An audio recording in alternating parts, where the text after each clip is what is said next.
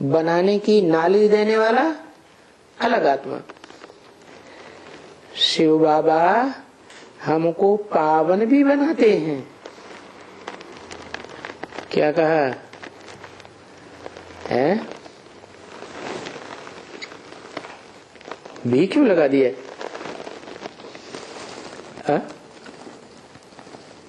शिव बाबा हमको पावन भी बनाते हैं। भी मन पावन के अलावा और क्या बनाते हैं?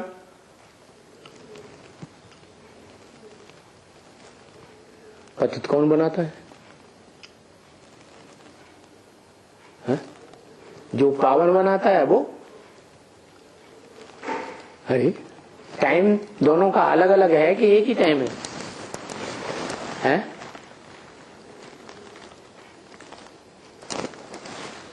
शूटिंग पीरियड में ही पतित भी बनते हैं, शूटिंग पीरियड में भी पावन भी बनते हैं। तो बनाने वाला पतित या पावन एक या दो रूप।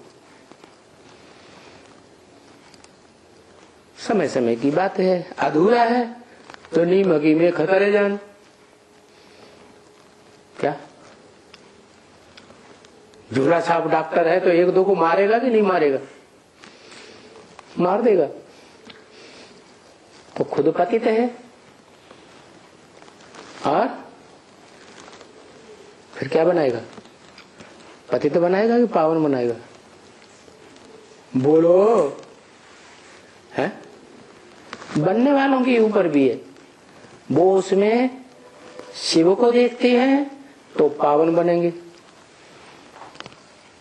और बाई चांस शिव को देखना भूल गए तो पतित बनेंगे, गए काम से। तो शिव बाबा हमको पावन भी बनाते हैं।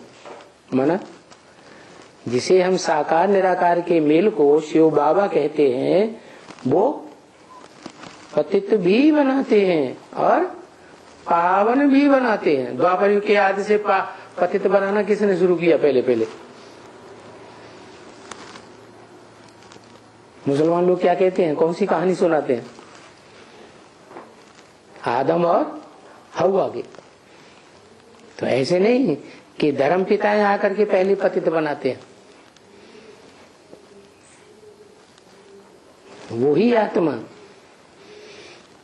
जो सतयुग के आदि में 500-700 करोड़ को पावन बनाने के निमित्त बनती है, वही आत्मा द्वैतवादी द्वापर युग के आदि में फिर क्या करती है?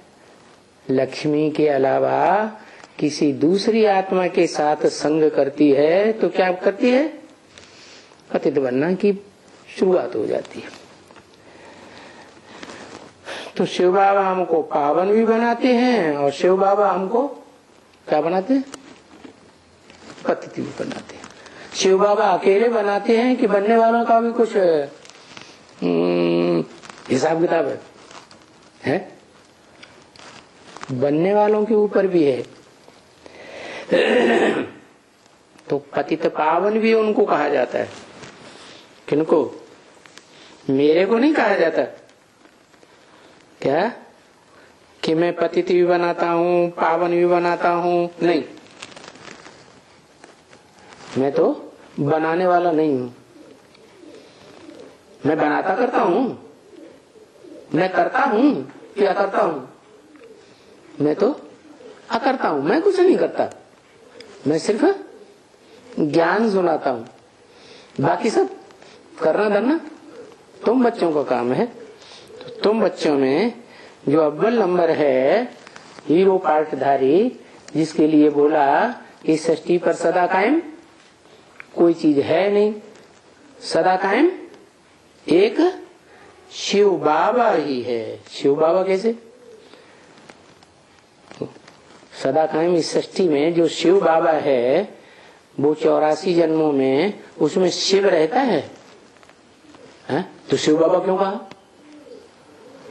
क्योंकि शिव की जो शक्ति है 100% योग की पावर वो ही धारण कर लेता है, जो सृष्टि के आदि से लेकर के अंतिम जन्म तक चलती है, संगम युग को छोड़कर।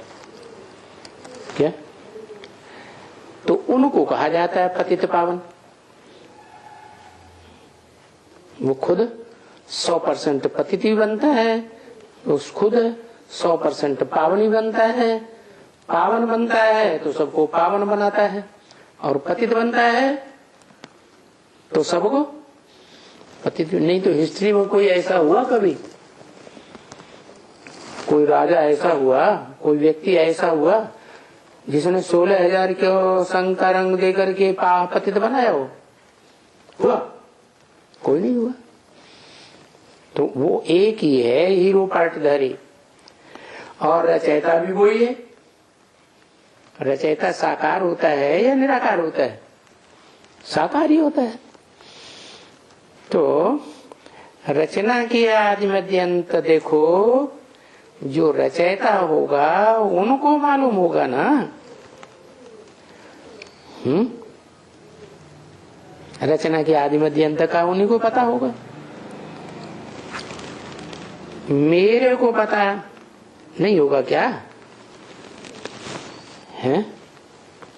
आदि से मध्य कैसे होता है, मध्य से अंत कैसे होता है? तो द्वापर के मध्य में मैं कहाँ होता हूं?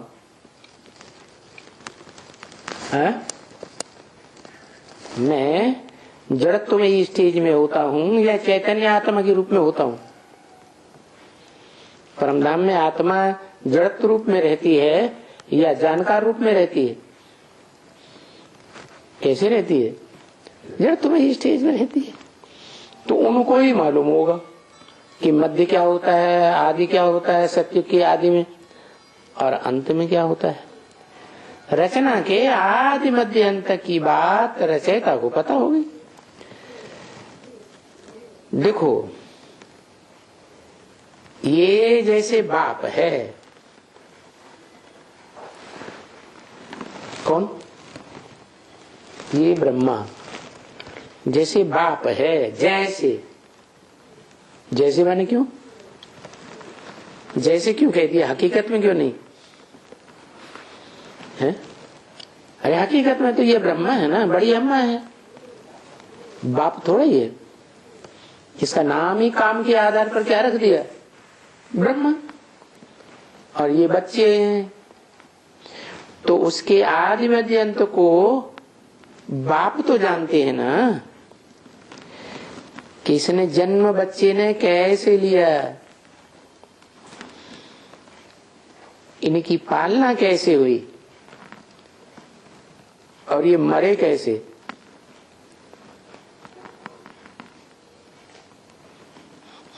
है? बाप मरना भी देखता है क्या? हाँ, कोई कोई बच्चे हैं जो बाप के सामने ही मर जाते हैं। तो वो बाप जो मनुष्य सृष्टि का बेहद का है, वो जानता है हर मनुष्य आत्मा की आदि मध्य अंत को, कि कैसे इनका जन्म हुआ, कैसे मध्य हुआ, और कैसे इनका अंत होता है।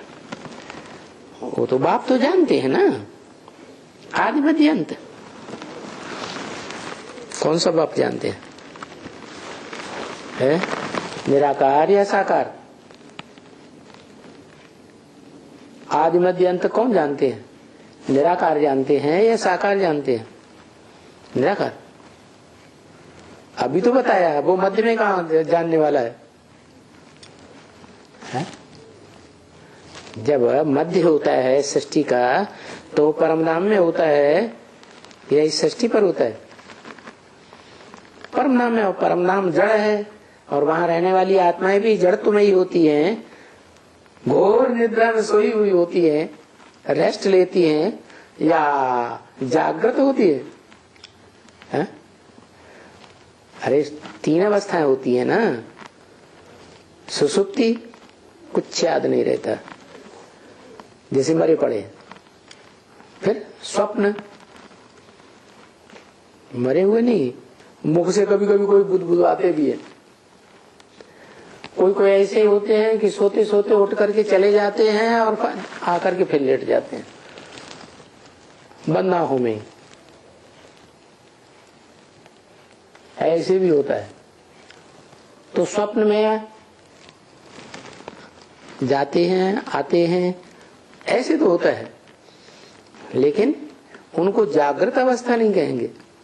और फिर एक होती है जागृत अवस्था, जागृत, स्वप्न और सुसुप्ति। ऐसे ही मनुष्य आत्माओं की 3 अवस्थाएं होती है। क्या क्या? जागृत इस दुनिया में, सत्युग त्रेता द्वापर कलयुग में जागृत है। फिर संगम युग आता है तो मनन चिंतन मंथन की स्टेज में चले जाते हैं। शरीर यहीं पड़ा रहता है, मन पता नहीं जाने कहां कहां मनन चिंतन मंथन में घूमता रहता है। तो कौन सी स्टेज हुई? सूक्ष्म अवस्था हुई ना, स्वप्नवत स्टेज हो गई ना, मनसा की सूक्ष्म स्टेज, सूक्ष्म वतन। और तीसरी स्टेज है परम धाम में जाते हैं। जैसे स्वप्न भी खत्म, जागृत स्टेज भी खत्म, और फिर है एकदम सुसुप्ति, गहरी नींद। जगते हैं तो घड़ी देखनी पड़ती है क्या टाइम हुआ, नहीं तो पता ही नहीं चलता कितनी देर सोए। अगर जागृत होते तो पता चलता ना, नहीं पता चलता। तो बाप तो जानते हैं ना कि इनका जन्म कैसे हुआ, इनकी पालना कैसे की गई, और ये मरे कैसे।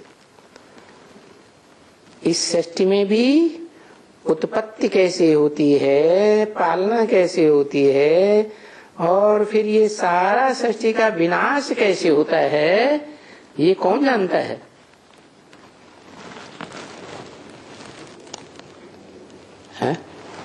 वो जानता है आत्माओं का बाप, जो परम ब्रह्मलोक का वासी है, परम धाम का वासी है, या वो जिसमें प्रवेश करता है, वो उस मनुष्य सृष्टि के आदि मध्य अंत को जानता है। कौन जानता है? नीचे वाला बेहद का बाप मनुष्य सृष्टि का, या ऊपर वाला निराकार आत्माओं का बाप? ऊपर वाला जानता है। वो मध्य में आता है, द्वापर में वो तो न मध्य में आता है, न सतयुग के आदि में आता है। कृष्ण का जन्म कैसे होता है वो देखता है, वहां परमधाम में बैठ के देखता है? नहीं, वहां तो सभी आत्माएं जड़वते स्टेज में। तो बोला तो ये तो उनको मालूम ही है ना। किनको? उनको, मेरे को नहीं। उनको मालूम है, इनको नहीं, इनके फॉलोअर्स को भी नहीं मालूम है।